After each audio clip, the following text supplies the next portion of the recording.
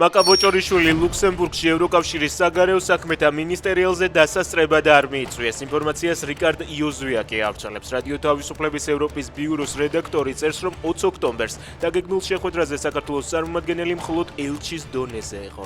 მარნეულში არასრულწლოვანზე ძალადობისთვის დაკავებულ ოცნების დეპუტატის შვილს სასამართლომ 15,000 ლარიანი საპატიმრო გირაო შეუპარდა.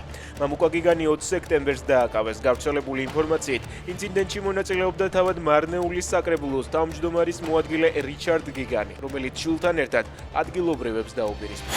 პაველაშვილმა შევარდნაძის მთავრობის განათლების მინისტრი ალექსანდრე კარტოზია გერმანიაში საქართველოს ელჩის პოსტზე დანიშნა. ნატოში საქართველოს წარმომადგენელი კი ირაკლი ბერაია იქნება. ამერიკამ რუსეთის დუმის დეპუტატს გაეროს ასამბლეაზე დასასწრებად ვიზა არ მისცა. ლეონიდ სლუცკის თქმით, მიუხედავად იმისა, რომ ქვეყანას ბაიდენი აღარ მართავს, სახელმწიფო დეპარტამენტი იგივე პრინციპით მუშაობს.